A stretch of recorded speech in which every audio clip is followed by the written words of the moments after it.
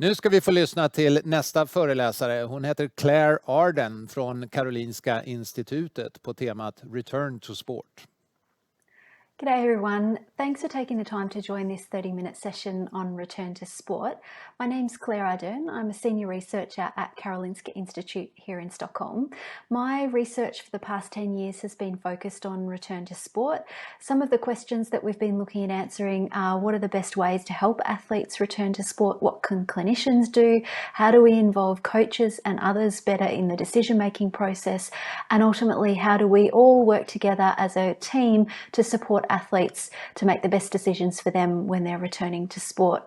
So I'm looking forward to sharing some of that research knowledge with you. I am also a trained physiotherapist. I trained in Australia, and I'm looking forward to sharing some of the combined clinical and research knowledge with you today in the next 30 minutes. My thanks to Joachim Thurn for the invitation to share this presentation with you today. Let's get started. So in today's session, I'd like to cover broadly two major sections. The first is to have a look at how our understanding and our thinking about return to sport has changed. And this is particularly how researchers and people like me who are writing articles in the field have been changing the way that we think and talk about return to sport. My suspicion is that for the coaches and the athletes and the clinicians in the audience, most of this is not going to be that new to you, but I think it's reassuring to know that the people doing the research to try and help you are thinking about this in a way that's more aligned with how it is in practice. The other part of today's session is to look at how return to sport works in practice and share with you some practical tips about how things that you might put into your practice, whether you're an athlete, whether you're a coach, a clinician, to try to best support the athletes that you work with.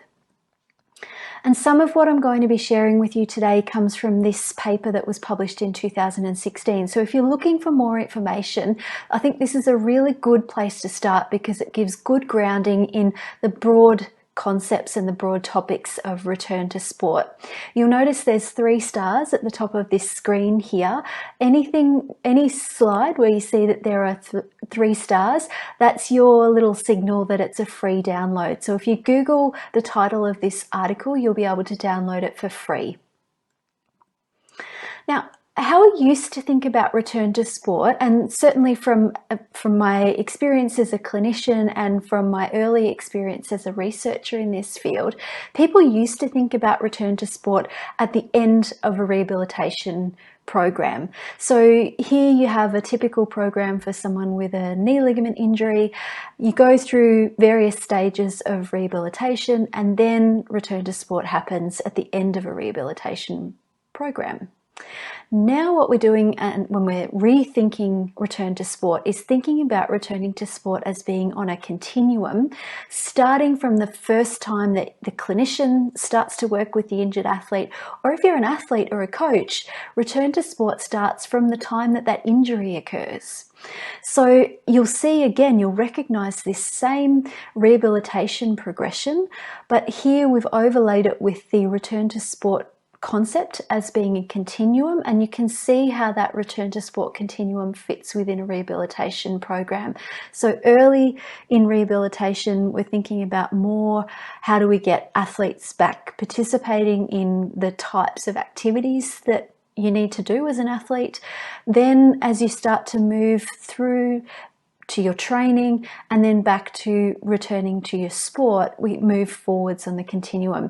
The other really important thing here is that now we're much more focused on return to performance and recognizing that performance is often the ultimate goal for athletes. So we're thinking about that as clinicians and how can we as a team supporting athletes to return to sport help them to have a successful performance when they get back to sport. The other thing that used to happen with return to sport is that it was very much guarded by the clinician. Often it was the doctor who was the gatekeeper for the return to sport decision. So here we're talking about the decision of return to sport, yes, no. Are you ready to go back now? Yes, no. Now the way that we think about return to sport is much more as a shared decision. I'm going to talk more about what shared decision making means and what it looks like at the end of this short session. But to briefly introduce the topic now, shared decision making is where coaches, athletes and clinicians collaborate to support the athlete to make the best return to sport decision for herself or for himself. So it's a collaborative process, and ultimately in most injury scenarios the athlete, we're encouraging and empowering athletes to take responsibility for that return to sport decision. Not that we just send the athlete off on her way and say, figure it out for yourself, but we are all working together and empowering athletes to take a really key leading role in return to sport decisions. And a lot of the research suggests that when you do this with athletes, then empowering athletes is a really positive part of recovery and has a positive influence on returning to sport and performance after returning to sport. So the key points from this short little bit about how our thinking about return to sport has changed is that we now think about return to sport from the time of the injury diagnosis or the time that the clinician starts to work with the injured athlete, not simply at the end of a rehabilitation program. We also think about shared decision making, sharing, collaborating on the return to sport decision making so that the athlete feels supported and feels in control of the return to sport decisions. Now let's look at taking that Byrne consensus, that paper that I referred to a few slides ago, that sort of central document, if you like. Let's look at how we can take key principles from that consensus statement and implement them in clinical practice, how clinicians can do that, how athletes and coaches can also get involved in the process. And I'd like to cover these 4 areas in the next part of the session. So look at return to sport testing, because this is a section, or I often get questions about return to sport testing. How you contribute to the return to sport decisions, and I want to share a framework to help organise your thinking around returning to sport. Look at how regular monitoring can help if that's something that you can do in the environment that you're working in or that you're an athlete in. And then finally, share some tips for decision making in that shared decision making approach.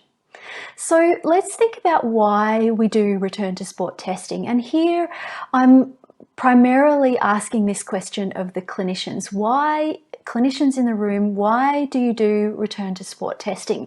And I would suggest that there's typically 2 main reasons why we as clinicians do return to sport testing.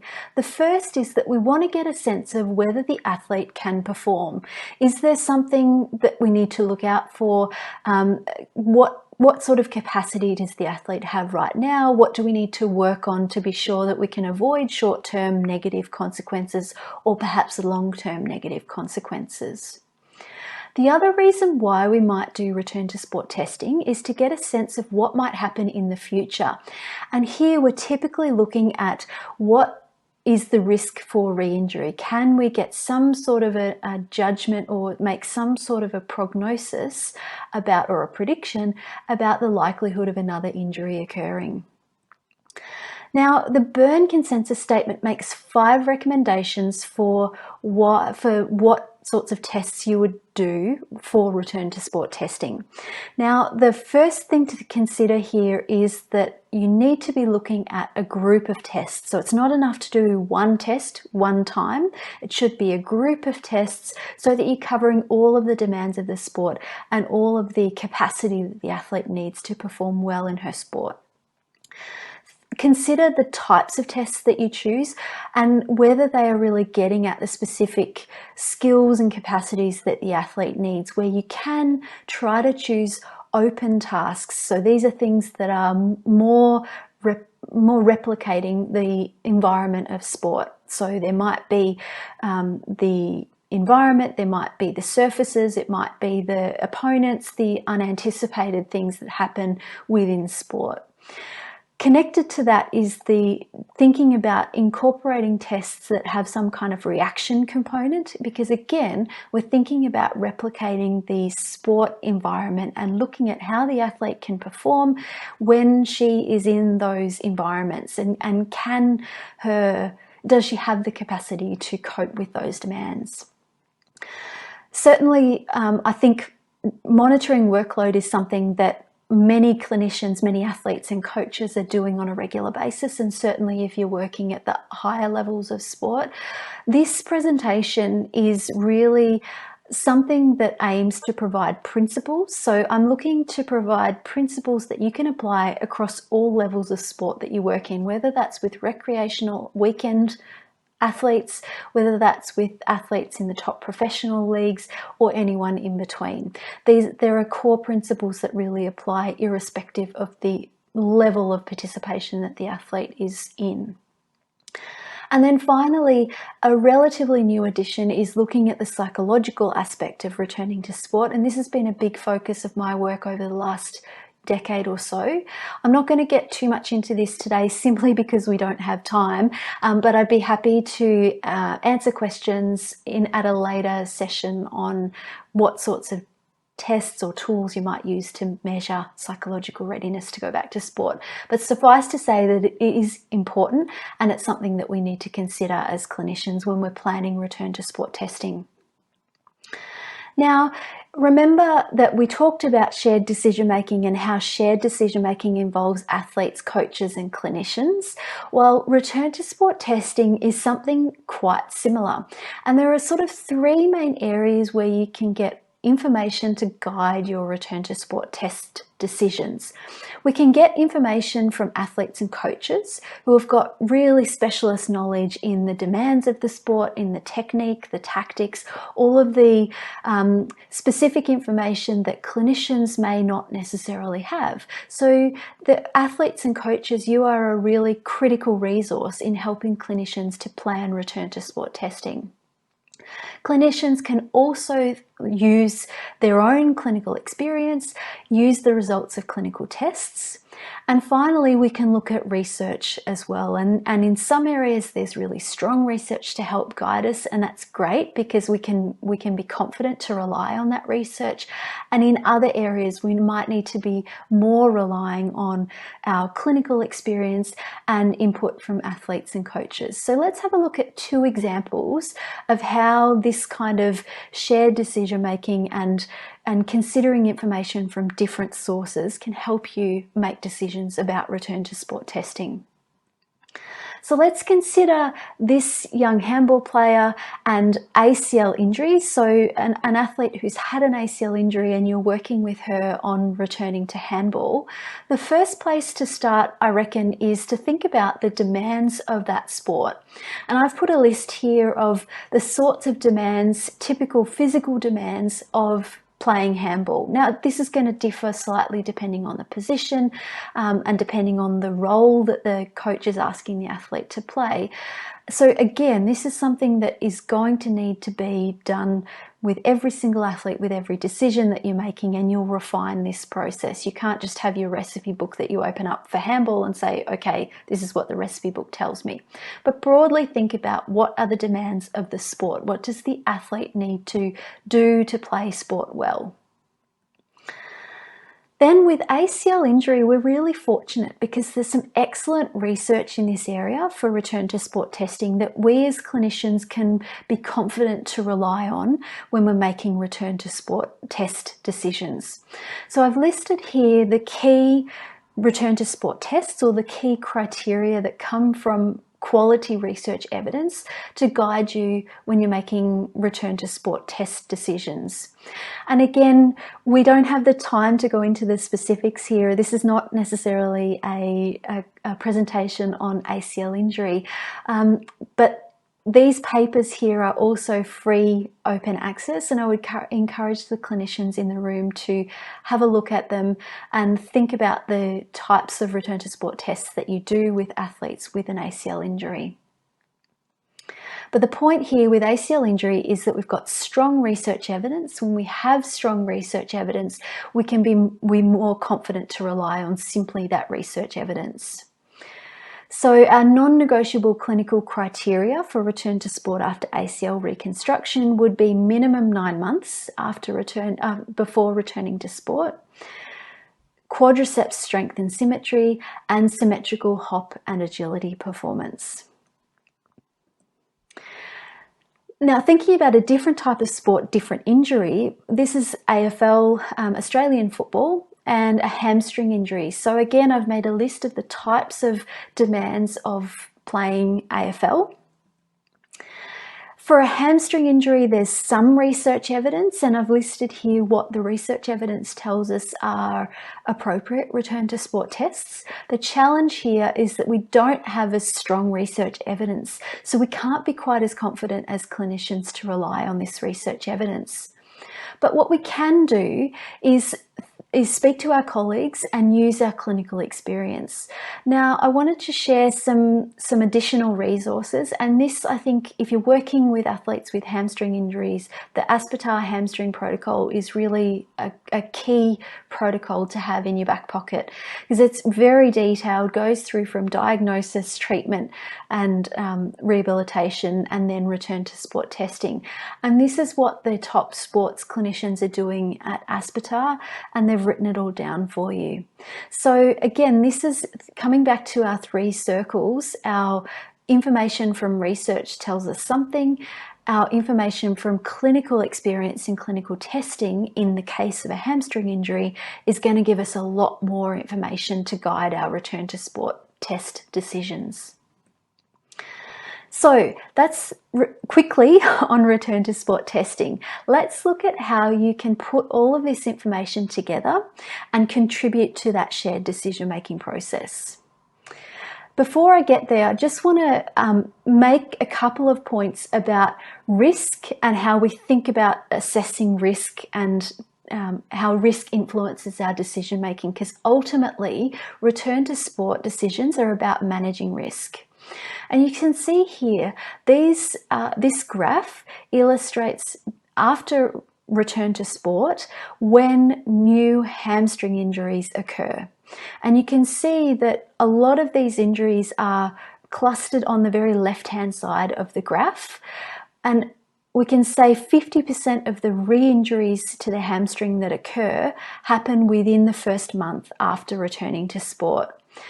And you'll also see here now there's some blue squares being added onto the graph. What I'm adding here or overlaying here is the results for re-injuries after returning to sport from an ACL injury. And it's really striking, don't you think, how similar these 2 graphs look. Different injuries, but very similar patterns. So for an ACL injury or after an ACL injury, 2/3 of the re-injuries that occur happen within 6 months from returning to sport. So for hamstring injury and for ACL injury, what we can say is that it looks like a lot of these re-injuries are occurring early on. So what does that mean as clinicians and athletes and coaches? Well, perhaps we might consider delaying return to unrestricted sport until we're absolutely sure that it's the best timing. But if we do that 100 times, then for 90% of those times, we're going to be unnecessarily delaying returning to sport. So it's a real balancing act, and there's a lot of information, a lot of context around the sports participation that is going to factor into our decision making. So take a moment to think about this from a real life team perspective. So imagine this is your team, whether you're an athlete in this team, a coach in coaching this team, or a clinician working with this team. Think about what proportion of this team, how many of these players you would accept in a season getting a hamstring injury. Is it okay for 1, 2, 5, 10, 20 of these athletes to get a hamstring injury in a season? Would it change your mind if it was, say, going into a really important season for promotion? Would it change your mind if these were very young athletes, if they were youth athletes trying to make a professional career? Would it change your mind if we said that this was a team and you were thinking about how many ACL injuries you would tolerate? Again, would it change your mind if it was a really important season versus, say, going into the off season? Or if it was a young, up-and-coming team versus a senior, very senior professional team. So there's lots of context around these decisions. And ultimately, when we are making return to sport decisions, we're doing an assessment of risk, and then there's going to be factors that influence our tolerance of risk. So either increase how much we tolerate risk or decrease our tolerance for risk. So let's illustrate this with a hamstring example. In step 1 of our risk assessment, this is where we think about all of the factors that might influence the health of the tissue. So we're really asking the question, has that injured hamstring healed? And there's a whole lot of things that we know from research that can influence healing and the likelihood of a re-injury. And some of those are listed here. So the first step is the injured tissue healed enough to cope with the demands of the sport? Then our second part of our risk assessment is to think about the sport itself, perhaps the position that the athlete's playing, and then think about, can we make some changes in that sport's participation to change the loading on the hamstring when the athlete goes back to sport. So this is where we're looking at the characteristics of the sport. So first step was the biology, the injured tissue. Second part was the characteristics of the sport, or the demands of the sport, the demands that places on the hamstring. And then the third step is what sorts of context is around this sport's participation. So is it a pre-season friendly? Is it a game? Are you trying to make a decision about returning for a promotion playoff game or a Champions League match or Champions League final match? Or are you working with a junior athlete who is on the cusp of making senior team selection? Perhaps in some of these circumstances you would tolerate more risk, and in some cases you would tolerate less risk. And each of us has different tolerance for risk, and that is absolutely fine. Each of us will make slightly different decisions, and that is okay. But we all contributing to return to sport decisions need to think very carefully about what is our tolerance for risk, and then bring that to the discussion. So we've been through some tips on choosing return to sport tests. We've talked a little bit about a framework for organising the tons of information that you get about return to sport when you're trying to make decisions. Let's talk briefly in our last 10 minutes about how regular monitoring information might be able to help you if you're fortunate to have access to it, and then finish off with some tips about shared decision making. So let's come back to our ACL injury example here. And you'll remember that we had our 3 non-negotiable clinical criteria for returning to sport after ACL reconstruction. So we've got a minimum of 9 months. So we've got time as a criterion, we've got strength symmetry, and we've got agility and hopping performance symmetry. So I'd like to just share an example of how having additional information from baseline testing, so pre-injury testing, can help you refine some of those decisions a little bit more. So here's an example from the Norwegian national team from handball, and I've got permission to share this example from one of the physios, Håvard Moxnes. And here you can see these are the counter movement jumps, so it's jumping a vertical jump straight up, comparing the injured side to the uninjured side. And usually we would say as clinicians that we're aiming for about 90% symmetry side to side. And once we've got that, we're pretty happy. And you can see here that this athlete achieved almost 90% symmetry at 6 months after her reconstruction. But what's really helpful is that in the top right-hand corner, you can see what her pre-injury results were and what the national team average results were. And she's really far from that. And some of the clinicians in the room might remember that there's a lot of discussion about whether limb symmetry, so comparing the injured side to the uninjured side, is really a good comparison. So if we then go, okay, let's keep working on strength and let's work on strength on both sides, and let's come back and look at testing at 8 months. Here, again, she's improved her strength. She's even more symmetrical now, but the value of having her previous test results before she got her injury is that we can see that she is still not performing as well as she was before her injury. And if we know what her performance was before her injury, then we probably want to get back to at least that level before returning to sport to be as confident as we can be. So then again, 10 months later, after another 2-month block of strength training and continued rehab, you can see her performance has improved even more, and now her performance is even better than her pre-injury performance levels.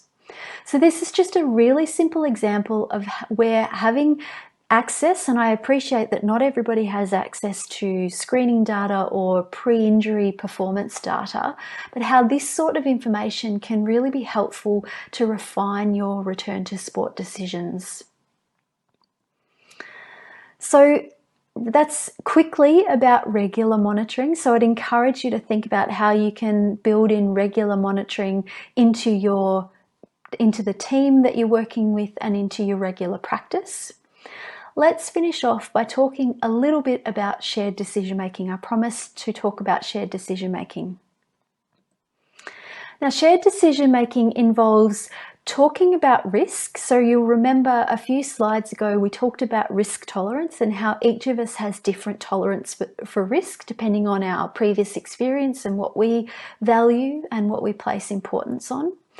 So shared decision making involves talking about that risk as a team and clarifying as a team what we collectively view as most important. That's ultimately what shared decision making is helping us to do. Shared decision making is not, for the clinicians in the room, it is not about convincing an athlete to follow what you want or your recommendation. And coaches the same. Shared decision making is not about you convincing someone to change their mind. It's about the team collectively reaching a decision or ultimately supporting the athlete to make the best decision for her or for him or for them. So in shared decision making, it involves the team, and whether that's the coach, the clinician, or clinicians, the athlete, sharing the best available evidence. And here I'm using the word evidence broadly. I'm not just talking about evidence from research, I'm talking about evidence in terms of information. So information from return to sport testing that we talked about, information from what's the season looking like, information from the coaches about what planning have you put in place for the season. Supporting athletes to consider all of the available options, all of the available reasonable options, and then, as I've said quite a few times, supporting the athlete to make an informed decision.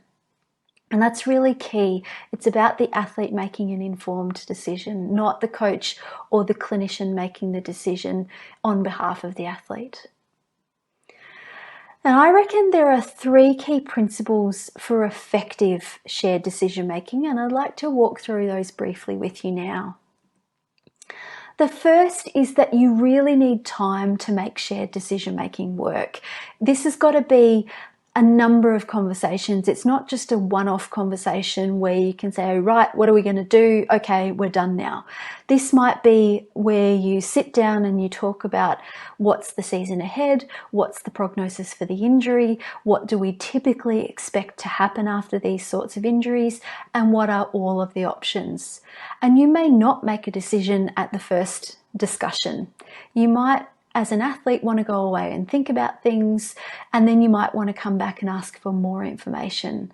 So it's really important that the people involved in shared decision making take time. The second key principle is that for the clinicians in the room, you really must know what is the prognosis for the injury, what do we typically expect is the timeline and the time frame for recovery, and what are the reasonable options for managing that injury. What are all of the reasonable options? Not just the option that you like, but what are all of the reasonable options? So that means that you do need to be up to date with the latest research evidence, and I appreciate that there's a ton of research coming out and it's tricky to be across it all. But as much as you can, know what are the reasonable options. And then the third key principle is that as clinicians and coaches, your job is to support the athlete, not to make the decision for the athlete, but support the athlete to make an informed return to sport decision. So to sum up, in the last 30 seconds of today's session, I reckon there are 4 questions to ask yourself when you're thinking about return to sport. Are you testing capacity or prognosis? Are you trying to get information about the athlete's capacity to perform, or are you trying to get information to help you predict what's going to happen in the future? What are the demands of the sport? So you've got to know the sport, and if you don't know the sport, ask the people who do. How are you planning to manage risk? So this is a question that everybody contributing to the shared decision needs to ask themselves and then have a discussion about together. And then finally, clinicians, you might ask yourself, can you access some monitoring data, pre-injury data, to help you refine the decisions that you're making in practice? So thank you very much for the time today. I really hope that this has been a helpful session, and that it's got you thinking about how you approach return to sport, and how you as a team involving coaches, clinicians and athletes can work together to make return to sport as good as it possibly can be for athletes. Thanks for letting me be part of the session.